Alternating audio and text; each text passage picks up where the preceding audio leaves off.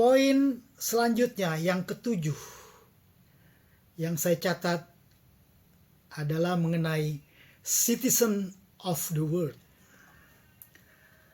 Berlakulah seperti Socrates, tidak pernah membalas pertanyaan daerah asalnya dengan saya orang Athena atau saya orang Korintus. Tetapi dia selalu menjawab, saya adalah warga dunia.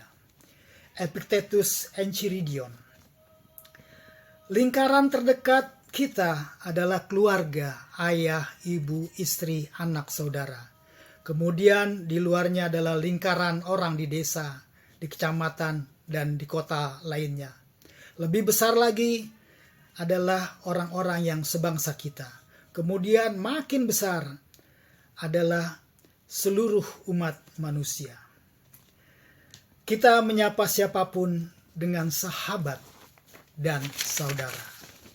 Seperti quote yang keren dari Sayyidina Ali bin Thalib yang berkata, yang bukan saudaramu dalam iman adalah saudaramu dalam kemanusiaan.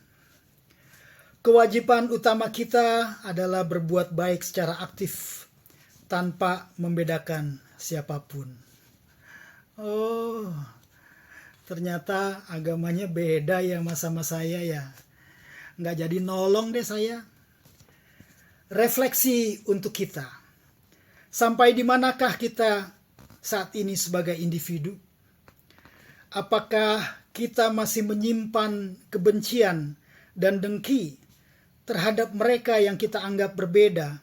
Atau kita baru sampai tahapan yang penting gue nggak ganggu lo dan lo nggak ganggu gue? Salah satu virtu stoicisme adalah courage, keberanian menegur jika ada yang menyebarkan konten kebencian. Kita semua adalah kosmopolitan, warga dunia.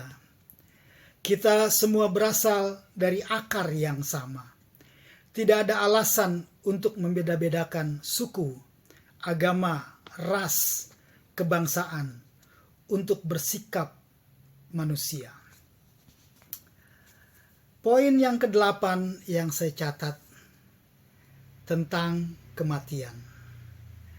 Dalam stoicisme, kematian bukan sesuatu yang menakutkan karena ia adalah bagian dari alam, nature. Stoicisme menganut bukanlah umur yang panjang, tapi seberapa berkualitas hidup yang kita miliki. Ada humor tentang kematian dalam filosofi teras yang diambil dari Epictetus Discourses. Saya harus mati. Jika sekarang saatnya, biarlah saya mati sekarang. Jika masih nanti, maka saya mau makan siang dulu sekarang. Karena jam makan siang sudah tiba. Soal mati, nantilah saya urus. Kata makan siang dulu bermakna bahwa harus terus berkegiatan sampai detik terakhir. Hidup yang selaras dengan alam, menggunakan nalar, menjalankan kebajikan akan membawa hidup yang baik. Terakhir sebagai penutup, meskipun masih banyak poin-poin yang bisa kita catat, silakan pelajari, beli bukunya atau download, cari di internet. Saya akan memberikan satu cerita.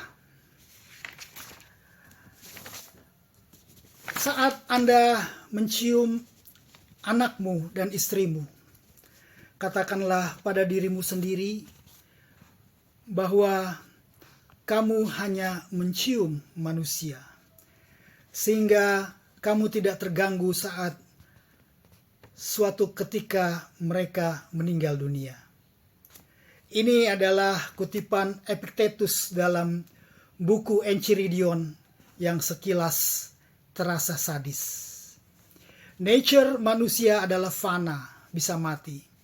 Sehingga ketika akhirnya kematian sungguh menjemput mereka, kita tidak terkejut. Ceritanya suatu ketika cucu opung atau nenek membuat janji untuk berkumpul di rumah nenek atau opung. Karena saya dari Batak, nenek kita bilang opung.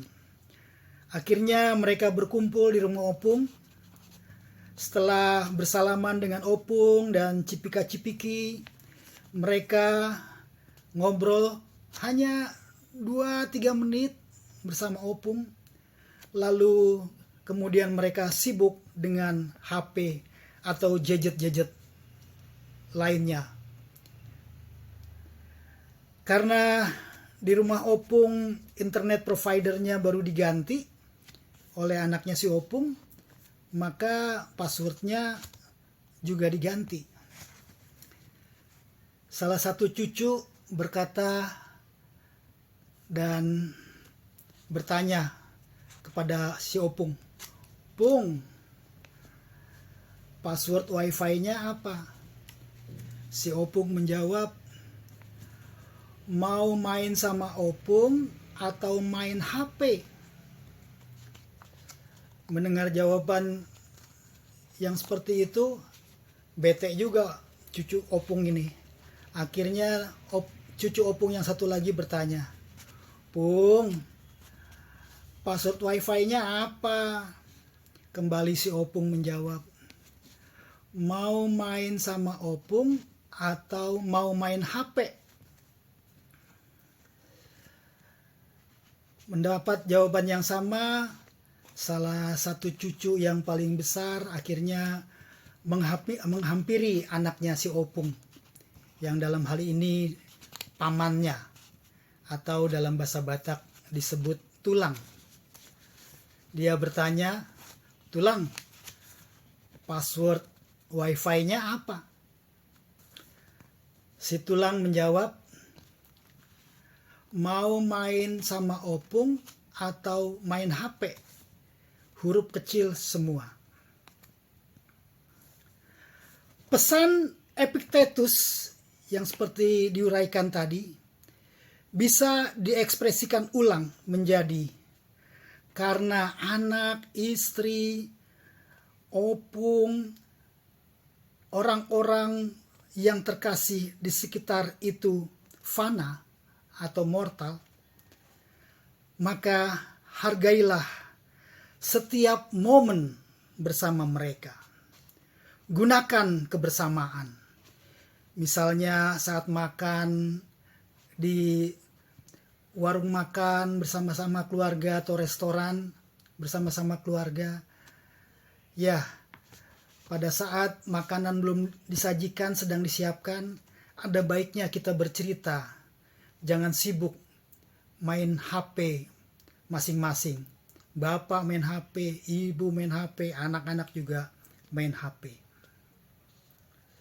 Jadi, jika ayah, ibu, istri, atau suami, atau nenek tiba-tiba direnggut dari sisi kita, apakah kita baru akan menyesal telah menghabiskan waktu pada layar smartphone selama berada bersama mereka? Ini adalah perenungan yang sedang kita hadapi dan geluti bersama di era gadget sekarang ini. Demikian beberapa poin-poin atau istisar buku yang bisa saya sampaikan. Masih banyak yang bisa kaji dari buku ini. Silakan baca bukunya, beli bukunya, ataupun cari download, barangkali sudah ada e-booknya. Terima kasih. Thank you for watching.